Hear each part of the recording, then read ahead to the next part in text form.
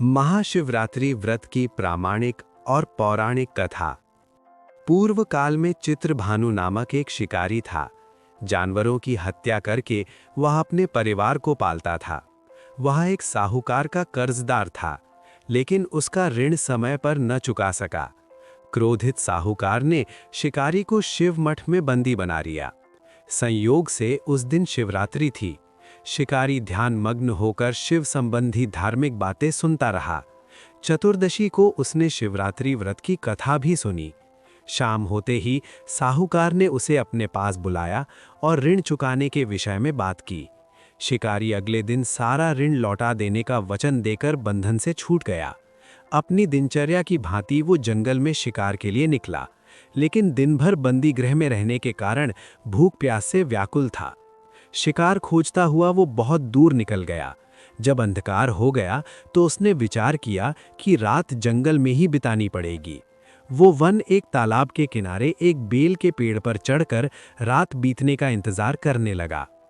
बिल्व वृक्ष के नीचे शिवलिंग था, जो बिल्व पत्रों से ढका हुआ था। शिकारी को उसका पता न चला।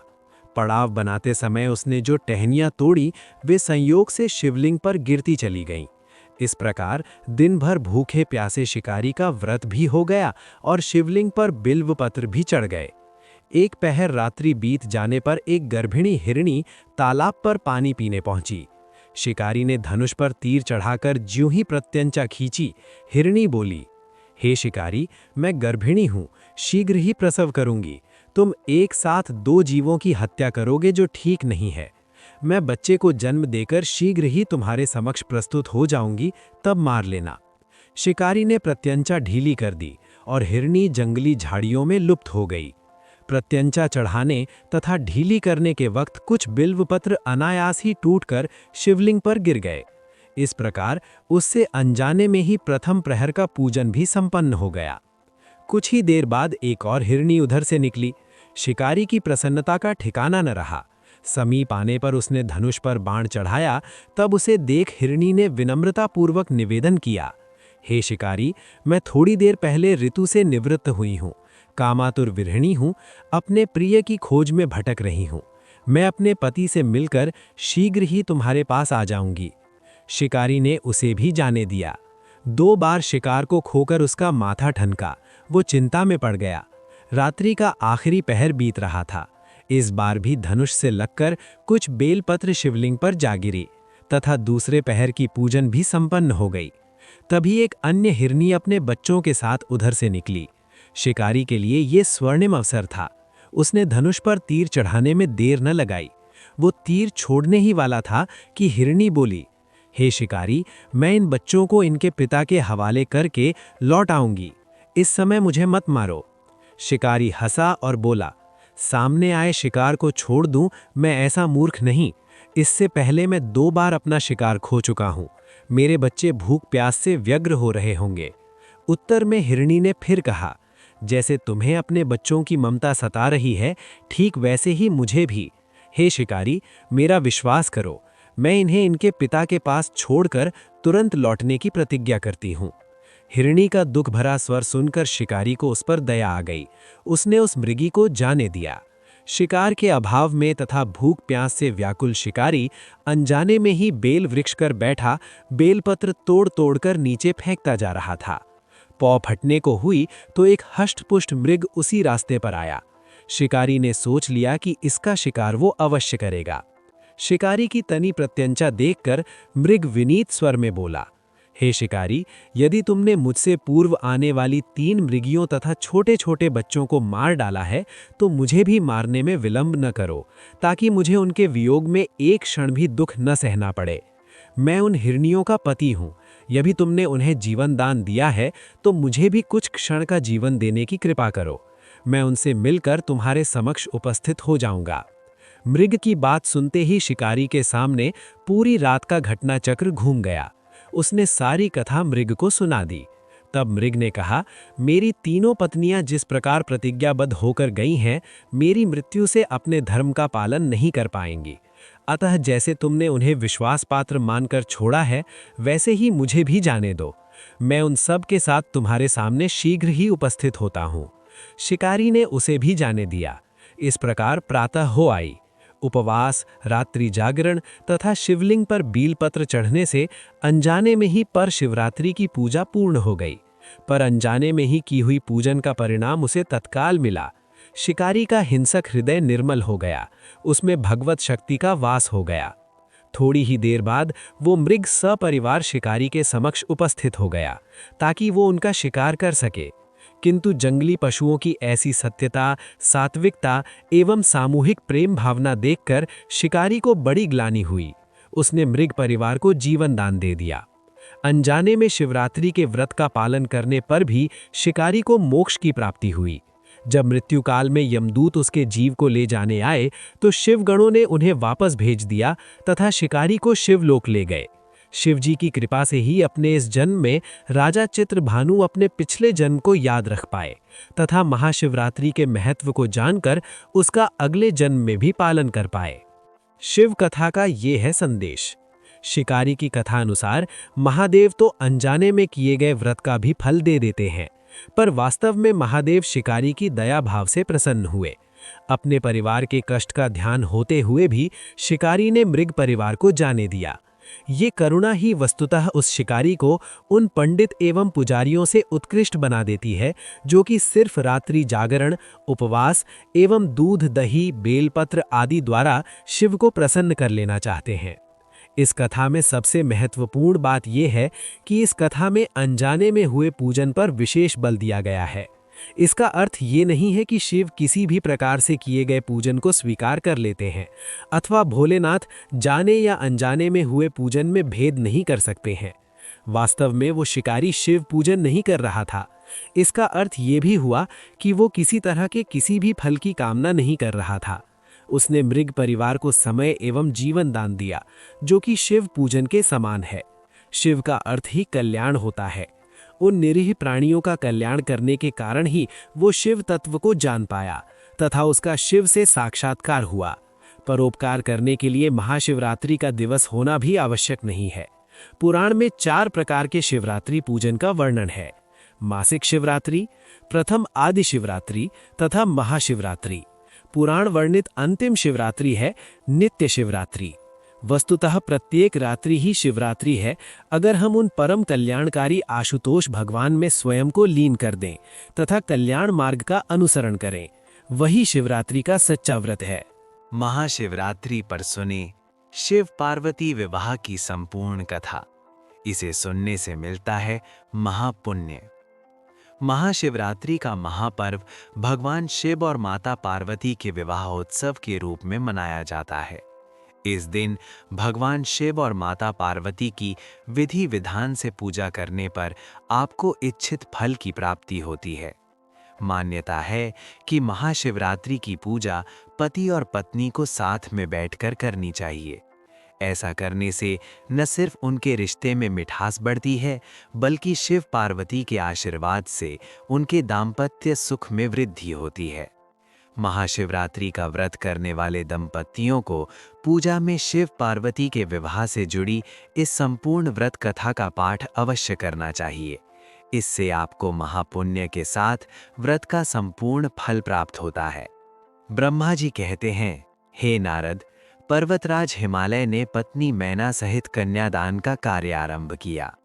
उस समय वस्त्राभूषणों से विभूषित महाभागा मैना सोने का कलश लिए पति हिमवान के दाहिने भाग में बैठी। तत्पश्चात पुरोहित सहित हर्ष से भरे हुए शैलराज ने पाद्य आदि के द्वारा वर का पूजन करके वस्त्र, चंदन और आभूषणों द्वारा उनका वरण किया। इसके बाद हिमाचल ने ब्राह्मणों से कहा, आप लोग तिथि आदि के कीर्तन पूर्वक कन्यादान के संकल्प वाक्य का प्रयोग बोलें। उसके लिए अवसर आ गया है। वे सत्र द्विज श्रेष्ठ काल के ज्ञाता थे, अतः तथास्तु कहकर वे सब बड़ी प्रसन्नता के साथ तिथि आदि का कीर्तन करने लगे। तदनंतर सुंदर लीला करने वाले परमेश्वर शंभु के द्वारा मन ही मन प्रेरित हो हिमालय ने प्रसन्नता पूर्वक हंसकर उनसे कहा, शंभो, आप अपने गोत्र का परिचय दें। प्रवर, कुल, नाम, वेद और शाखा का प्रतिपादन करें। अब अधिक समय न बिताएं। हिमाचल की ये बात सुनकर भगवान शंकर सुमुख होकर भी विमुख हो गए, अशोचनीय होकर भी तत्काल शोचनीय अवस्था में पड़ गए। उस समय श्रेष्ठ देवताओं, मुनियों, गंधर्वों, यक्षों और सिद्धों ने देखा कि भगवान शिव के मुख से कोई उत्तर नहीं निकल रहा है। नारद ये देखकर तुम हंसने लगे और महेश्वर का मन ही मन स्मरण करके गिरिराज से बोले। नारद ने कहा, पर्वतराज, तुम मूढ़ता के वशीभूत होकर कुछ भी नहीं जानते। महेश्वर से क्या कहना चाहिए और क्या नहीं इसका तुम्हें पता नहीं है। वास्तव में तुम बड़े बहिर्मुख हो। तुमने इस समय साक्षात हर से उनका गोत्र पूछा है और उसे बताने के लिए उन्हें प्रेरित किया है। तुम्हारी ये बात अत्यंत उपहासजनक है। पर्वतराज, इनके गोत्र, कुल और नाम को तो विष्णु और ब्रह्मा आदि भी नहीं जानते, फिर दूसरों की क्या चर्चा है। शैलराज, जिनके एक दिन में करोड़ों ब्रह्माओं का लय होता है, उन्हीं भगवान शंकर को तुमने आज काली के तपोबल से प्रत्यक्ष देखा है। इनका कोई रूप नहीं है। ये प्रकृति से परे निर्गुण परब्रह्म परमात्मा है। निराकार, निर्विकार, मायाधीश हैं। साथ ही अपने भक्तों के प्रति बड़े दयालु हैं। भक्तों की इच्छा से ही ये निर्गुण से सगुण हो जाते हैं। निराकार होते हुए भी सुंदर शरीर धारण कर लेते हैं और अनामा होकर भी बहुत से नाम वाले हो जाते हैं।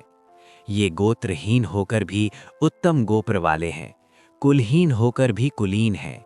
पार्वती की तपस्या से ही ये आज आपके जामाता बन गए हैं, इसमें संशय नहीं है। गिरिश्रेष्ठ, इन लीला विहारी परमेश्वर ने चराचर जगत को मोह में डाल रखा है। कोई कितना ही बुद्धिमान क्यों ना हो, वो भगवान शिव को अच्छी तरह नहीं जानता। ब्रह्मा जी कहते हैं, मुने, ऐसा कहकर शिव की इच्छा से कार्य करने वाले तुज्ञानी देवर्षि ने शैलराज को अपनी वाणी से हर्ष प्रदान करते हुए फिर इस प्रकार उत्तर दिया। नारद बोले, शिवा को जन्म देने वाले तात महाशैल, तुम मेरी बात सुनो और उसे सुनकर अपनी पुत्री शंकर जी के हाथ में दे दो। लीलापूर्वक रूप धारण करने वाले सगुण महेश्वर का गोत्र और कुल केवल नाद ही है। इस बात को अच्छी तरह समझ लो। नाद और शिव, ये दोनों शिवमय हैं। ये सर्वथा सधी बात है। नाद और शिव, इन दोनों में कोई अंतर नहीं है। शैलेंद्र, सृष्टि के समय सबसे पहले लीला के लिए सगुण रूप धारण करने वाले शिव से नाद ही प्रकट हुआ था, अतः वो सबसे उत्कृष्ट है। हिमालय, इसलिए मन ही मन सर्वेश्वर शंकर के द्वारा प्रेरित हो मैंने आज अभी वीणा बजाना आरंभ कर दिया था। ब्रह्मा जी कहते हैं, मुने, तुम्हारी ये बात सुनकर गिरिराज हिमालय को संतोष प्राप्त हुआ और उनके मन का सारा विस्मय जाता रहा। तदनंतर श्री विष्णु आदि देवता तथा मुनि सबके सब विस्मय रहित हो नारद को साधुवाद देने लगे। महेश्वर की गंभीरता जानकर सभी विद्वान आश्चर्यचकित हो बड़ी प्रसन्नता के साथ परस्पर बोले, अहो, जिनकी आज्ञा से इस विशाल जगत का प्राकट्य हुआ है, जो परात्पर तरर आत्मबोध स्वरूप स्वतंत्र लीला करने वाले तथा उत्तम भाव से ही जाने योग्य हैं, उन त्रिलोकनाथ भगवान शंभू का आज हम लोगों ने भली भांति दर्शन किया है। उसके बाद हिमालय ने विधि के द्वारा प्रेरित हो भगवान शिव को अपनी कन्या का दान कर दिया। कन्या दान करते समय वे बोले, परमेश्वर, मैं अपनी ये कन्या आपको देता हूँ, आप इसे अपनी पत्नी बनाने के लिए ग्रहण करें। सर्वेश्वर, इस कन्या दान से आप संतुष्ट हों। इस मंत्र का उच्चारण करके हिमालय ने अपनी पुत्री त्रिलोक जननी पार्वती को उन महान देवता रुद्र के हाथ में दे दिया। इस प्रकार शिवा का हाथ शिव के हाथ में रखकर शैलराज मन ही मन बड़े प्रसन्न हुए। उस समय वे अपने मनोरथ के महासागर को पार कर गए थे। परमेश्वर महादेव जी ने प्रसन्न हो वेद मंत्र के उच्चारण पूर्वक गिरिजा के कर कमल को शीघ्र अपने हाथ में ले लिया। मुने, लोकाचार के पालन की आवश्यकता को दिखाते हुए उन भगवान शंकर ने पृथ्वी का स्पर्श करके कोदात आदि के रूप में काम संबंधी मंत्र का पाठ किया। उस समय वहां सब ओर महान आनंददायक महाउत्सव होने लगा। पृथ्वी पर, अंतरिक्ष में तथा स्वर्ग में भी जय जयकार का शब्द गूंजने लगा। सब लोग अत्यंत हर्ष से भरकर साधुवाद देने और नमस्कार करने लगे। गंधर्वगण प्रेम पूर्वक गाने लगे और अप्सराएं नृत्य करने लगीं। हिमालय के नगर के लोग भी अपने मन में परम आनंद का अनुभव करने लगे। उस समय महान उत्सव के साथ परम मंडल मनाया जाने लगा। मैं, विष्णु, इंद्र, देवगण तथा संपूर्ण मुनि हर्ष से भर गए। हम सबके मुखारविंद प्रसन्नता से खिल उठे। तदनंतर शैलराज हिमालय ने अत्यंत प्रसन्न हो शिव के लिए कन्यादान की यथोचित रजामंदी प्रदान की। तत्पश्चात उनके बंधुजनों ने भक्ति पूर्वक शिव का पूजन करके नाना विधि विधान से भगवान शिव को उत्तम द्रव्य समर्पित किया। हिमालय ने दहेज में अनेक प्रकार के द्रव्य, रत्न, पात्र, 1,00,000 सुसज्जित गायें, 1,00,000 सजे सजाए घोड़े, करोड़ हाथी और उतने ही सुवर्ण जड़ित रथ आदि वस्तुएं दी। इस प्रकार परमात्मा शिव को विधि पूर्वक अपनी पुत्री कल्याणमयी पार्वती का दान करके हिमालय कृतार्थ हो गए। इसके बाद शैलराज ने यजुर्वेद की माध्यन्दिनी शाखा में वर्णित स्तोत्र के द्वारा दोनों हाथ जोड़ प्रसन्नता पूर्वक उत्तम वाणी में परमेश्वर शिव की स्तुति की। तत्पश्चात वेदवेत्ता हिमालय के आज्ञा देने पर मुनियों ने बड़े उत्साह के साथ शिवा के सिर पर अभिषेक किया और महादेव जी का नाम लेकर उस अभिषेक की विधि पूरी की।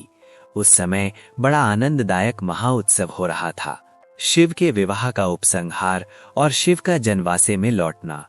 ब्रह्मा जी कहते हैं, नारद, तदनंतर मेरी आज्ञा पाकर महेश्वर ने ब्राह्मणों द्वारा अग्नि की स्थापना करवाई और पार्वती को अपने आगे बिठाकर यहाँ ऋग्वेद, यजुर्वेद तथा सामवेद के मंत्रों द्वारा अग्नि में आहुतियां दी। तात उस समय काली के भाई मैनाक ने लावा की अंजलि दी और काली और शिव दोनों ने आहुति देकर लोकाचार का आश्रय ले प्रसन्नता पूर्वक अग्निदेव की परिक्रमा की। नारद, तदनंतर शिव की आज्ञा से मुनियों सहित मैंने शिक्षा शिव विवाह का शेष कार्य प्रसन्नता पूर्वक पूरा किया। फिर उन दोनों दाम्पत्य के मस्तक का अभिषेक हुआ। ब्राह्मणों ने उन्हें आश्चर्यपूर्वक ध्रुव का दर्शन कराया। तत्पश्चात हृदयादंबन का कार्य हुआ। फिर बड़े उत्साह के साथ स्वस्ति वाचन किया गया। तत्पश्चात ब्राह्मणों की आज्ञा से शिव ने शिवा के सिर में सिंदूर दान किया। उस समय गिरिराजनी उमा की शोभा अद्भुत और अवर्णनीय हो गई। फिर ब्राह्मणों के आदेश से वे शिव दंपत्ति एक आसन पर विराजमान होकर भक्तों के चित्त को आनंद देने वाली उत्तम शोभा पाने लगे। मुने, तदनंतर अद्भुत लीला करने वाले उन नव दंपत्ति ने मेरी आज्ञा पाकर अपने स्थान पर आकर संस्रव प्राशन किया। इस प्रकार विधि पूर्वक उस वैवाहिक यज्ञ के पूर्ण हो जाने पर भगवान शिव ने मुझे लोक सृष्टा ब्रह्मा को पूर्ण पात्र दान किया। फिर शंभु ने आचार्य को गोदान किया। मंगलदायक जो बड़े बड़े दान बताए गए हैं वे भी सहर्ष संपन्न किए। तत्पश्चात उन्होंने बहुत से ब्राह्मणों को पृथक पृथक 100 सुवर्ण मुद्राएं दी, करोड़ों रत्न दान किए और अनेक प्रकार के द्रव्य बांटे। उस समय सब देवता तथा दूसरे दूसरे चराचर जीव मन में बड़े प्रसन्न हुए और जोर जोर से जय जयकार की ध्वनि होने लगी। सब ओर मांगलिक शब्द और गीत होने लगे। वाद्यों की मनोहर ध्वनि सबके आनंद को बढ़ाने लगी। इसके बाद श्री विष्णु, मैं, देवता, ऋषि तथा अन्य सब लोग गिरिराज से आज्ञा ले बड़ी प्रसन्नता के साथ शीघ्र ही अपने अपने डेरे में चले आए। उस समय हिमालय नगर की स्त्रियां आनंद मग्न होकर शिव और पार्वती को लेकर कोहबर में गईं। वहां उन सब ने आदरपूर्वक वर वधू से लोकाचार का संपादन कराया। उस समय सब ओर परम आनंददायक महान उत्सव छाया हुआ था।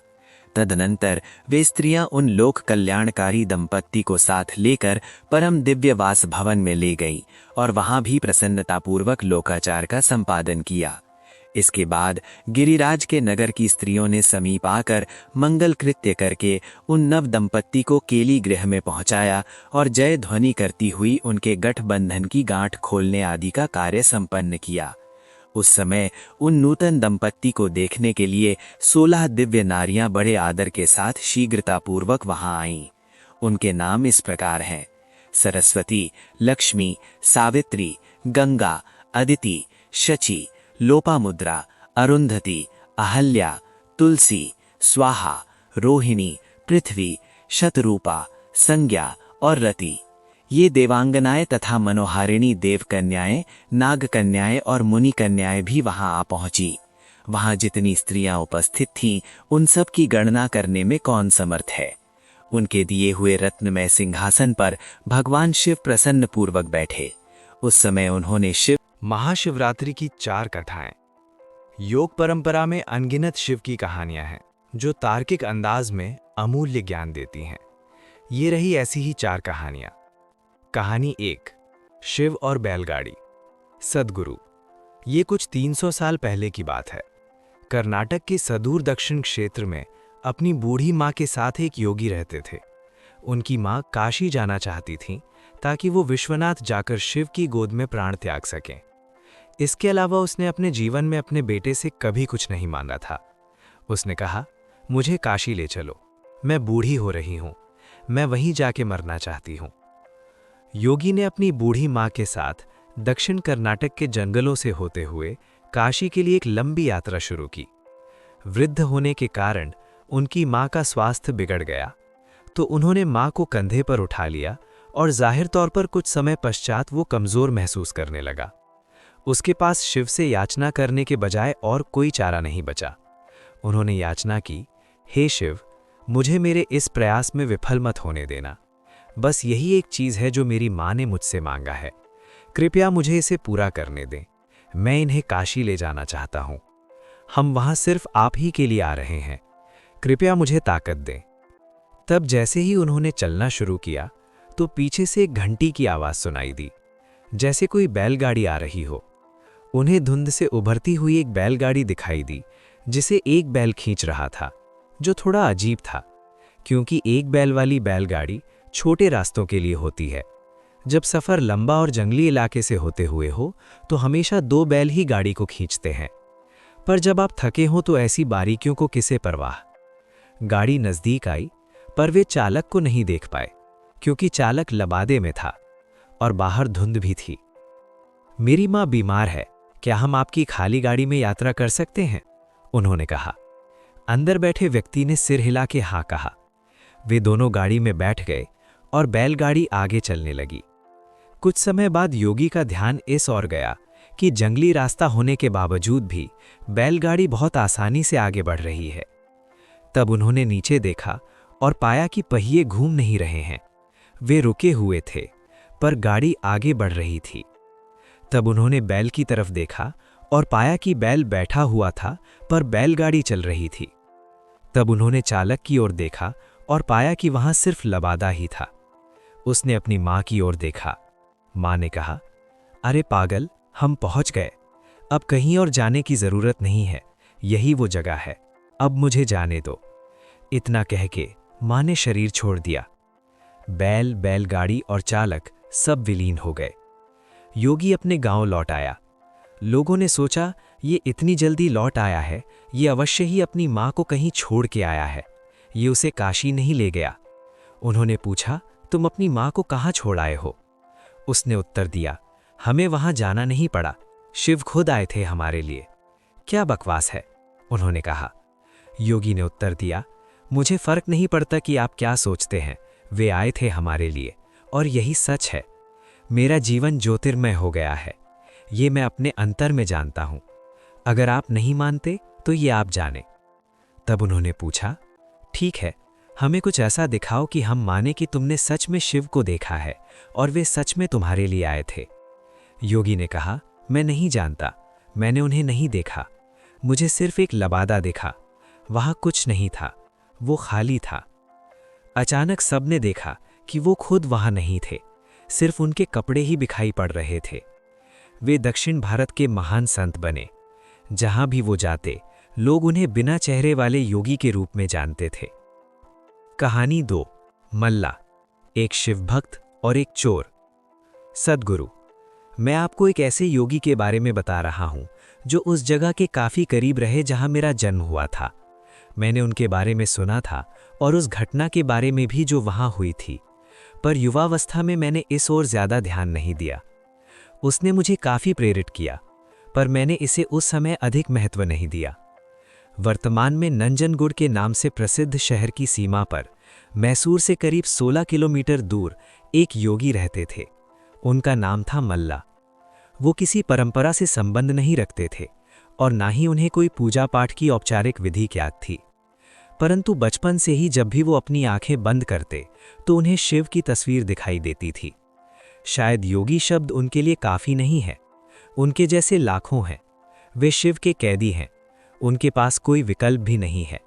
शायद मैं भी उन्हीं के जाल में फंसा हुआ हूँ। हम उनकी तलाश नहीं करते। अभिमान के कारण शायद किसी की भी तलाश नहीं करते, पर उनके जाल में अवश्य फंस जाते हैं। शिव एक शिकारी थे। वे सिर्फ जानवरों को ही नहीं अपने जाल में फंसाते थे, अपितु इंसानों को भी अपने जाल में फंसा लेते थे। ये उन्हीं में से एक और था। मल्ला शिव के सिवा और कुछ नहीं जानता था। उसने कोई विशेष कौशल भी अर्जित नहीं किया था और वो जंगली इंसान बन गया था। ये तो उसे कभी विचार ही नहीं आया कि किसी को भी रोककर अपनी ज़रूरत के लिए कुछ भी छीन लेना गलत भी हो सकता है। तो वो ऐसा ही करता था और एक डाकू के रूप में प्रसिद्ध हो गया। वो जंगल के उस रास्ते का नियमित डाकू बन गया जिसे लोग सामान्य तौर पर इस्तेमाल करते थे। वो रास्ता जहां वो राहदारी वसूलता था, उस जगह का नाम पड़ा कल्याण मुलाई, जिसका मतलब है चोर का कोना। शुरू में लोगों ने उसे धिक्कारा, पर साल के अंत में लोगों से इकट्ठा किए एक एक पैसे को वो महाशिवरात्रि मनाने में खर्च करता था। वो एक बड़ा भोज आयोजित करता। कुछ सालों बाद लोगों ने उसे एक महान योगी के रूप में पहचाना और स्वेच्छा से योगदान करने लगे, और जो ऐसा न करते उन्हें योगदान देने के लिए प्रोत्साहित करने का भी उसे कोई पछतावा नहीं था।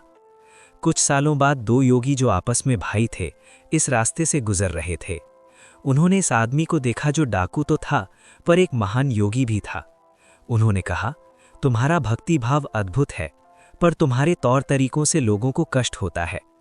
उसने कहा, ये मैं शिव के लिए करता हूँ, इसमें दिक्कत क्या है? उन्होंने समझाया, अपने साथ अलग ले गए और कुछ पद्धतियों से गुजारा।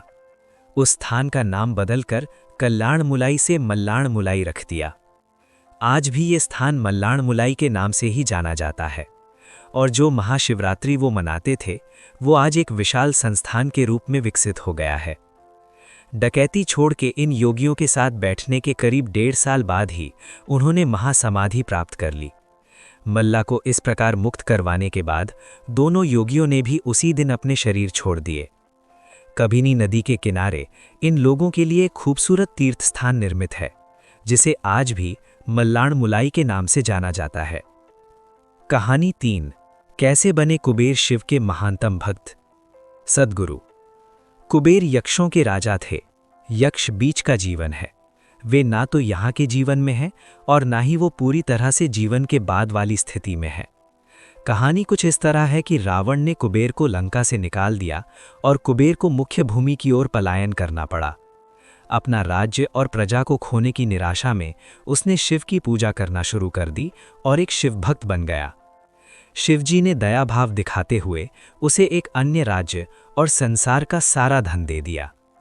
इस तरह कुबेर संसार का सबसे अमीर व्यक्ति बन गया। धन मतलब कुबेर, ये कुछ इस प्रकार देखा जाने लगा। कुबेर शिवजी का महान भक्त बन गया, परंतु जब भक्त को ये लगने लगे कि वो सबसे महान भक्त है, तो समझ जाएं कि सब खोने वाला है। कुबेर को लगने लगा था कि वो शिव को इतना कुछ अर्पित करता है तो वो एक महानतम भक्त है, और बेशक शिवजी ने चढ़ावे में से विभूति के अलावा कभी कुछ नहीं छुआ, पर कुबेर खुद को महान समझने लगा क्योंकि वो शिव को इतना कुछ चढ़ावे के रूप में भेंट करता था। एक दिन कुबेर शिवजी के पास गए और कहा, मैं आपके लिए क्या कर सकता हूँ? मैं आपके लिए कुछ करना चाहता हूँ। शिवजी ने कहा, तुम मेरे लिए क्या कर सकते हो? कुछ नहीं, क्योंकि मुझे किसी चीज़ की आवश्यकता नहीं है। मैं ठीक हूँ, परंतु मेरा बेटा, उन्होंने गणपति की ओर इशारा करते हुए कहा, ये लड़का हमेशा भूखा रहता है, इसे अच्छे से खिला दो। ये तो अत्यंत सरल है, कह के कुबेर गणपति को अपने साथ भोजन के लिए ले गए। उन्होंने गणपति को खाना खिलाना शुरू किया और वे खाते गए और खाते ही गए। कुबेर ने सैकड़ों रसोइयों की व्यवस्था की और प्रचुर मात्रा में खाना बनाना शुरू किया। उन्होंने ये सारा भोजन गणपति को परोसा और वे खाते रहे। कुबेर चिंतित हो गए और कहा, रुक जाओ, अगर तुम इतना खाओगे तो तुम्हारा पेट फट जाएगा। गणपति ने कहा, आप उसकी चिंता मत करो। देखिए, मैंने एक सांप को एक कमर पट्टी के रूप में बांध रखा है, तो आप मेरे पेट की चिंता ना करें। मुझे भूख लगी है, मुझे खाना खिलाएं। आप ही ने कहा था कि आप मेरी भूख मिटा सकते हैं। कुबेर ने अपना सारा धन खर्च कर दिया। कहते हैं कि कुबेर ने दूसरे लोगों से भी भोजन मंगवा के गणपति को खिलाया। गणपति ने सारा भोजन खाने के बाद भी कहा, मैं अभी भी भूखा हूं, मेरा भोजन कहाँ है? तब कुबेर को अपने विचार के छोटेपन का एहसास हुआ और उसने शिव के सामने झुकते हुए कहा, मैं समझ गया, मेरा धन आपके सामने एक तिनके के समान भी नहीं है। जो आपने मुझे दिया उसी का कुछ अंश आपको वापस देकर मैंने खुद को एक महान भक्त समझने की गलती की। और इस क्षण के बाद उसके जीवन ने एक अलग ही दिशा ले ली। कहानी 4, अर्धनारी रूप में शिव और भृगु महर्षि। सद्गुरु। जब हम योग की बात करते हैं तो हम किसी व्यायाम या किसी तकनीक की बात नहीं कर रहे। हम इस सृष्टि के विज्ञान की बात कर रहे हैं और कैसे इस सृष्टि के इस अंश को इसकी परम संभावना तक ले जाया जा सकता है। हम उस विज्ञान और प्रौद्योगिकी की बात कर रहे हैं जिससे जीवन के हर पहलू को उसकी अंतिम संभावना तक ले जाया जा सकता है। ये ऐसे आयाम को छूने के बारे में है जो सारे आयामों से परे है। ये एक ऐसे तंत्र के बारे में है जिससे आप अपने पहले से मौजूद तंत्र जैसे शरीर, मन, भावनाएं और ऊर्जा को परमात्मा तक जाने वाली सीढ़ी के रूप में इस्तेमाल कर सकते हैं। ये एक ऐसी पद्धति है जिससे आप अपनी परम न्यातचारिकता के लिए स्वयं को पहले कदम के रूप में तैयार कर सकते हैं। जब हम शिव योग का संचारण और सृष्टि की संरचना की व्याख्या सप्त ऋषियों से कर रहे थे, तब एक सुंदर घटना घटित हुई। सप्त ऋषियों में से एक ऋषि, जो बाद में भृगु महर्षि के नाम से जाने गए, शिव के एक उत्साही भक्त थे। इस पहले योग प्रोग्राम में, जो कांति सरोवर के किनारे हो रहा था, जिसे कृपा की झील के नाम से जाना जाता है, पार्वती भी मौजूद थीं। भृगु हमेशा की तरह सुबह जल्दी आए और वे शिव की प्रदक्षिणा करना चाहते थे। पार्वती शिव के करीब बैठी थीं, परंतु भृगु ने दोनों के बीच से होते हुए शिव की प्रदक्षिणा पूरी कर ली, क्योंकि वो सिर्फ शिव की प्रदक्षिणा करना चाहते थे, पार्वती की नहीं। शिव इससे खुश हुए, परंतु पार्वती नहीं। उन्हें यह पसंद नहीं आया। उन्होंने शिव की ओर देखा। शिव। इस प्रकार की धार्मिक कथाएं सुनने के लिए हमारे चैनल को सब्सक्राइब करें और साथ ही वीडियो को लाइक करें, अपने दोस्तों, रिश्तेदारों को शेयर करें और कमेंट में ओम नमः शिवाय जरूर लिखें।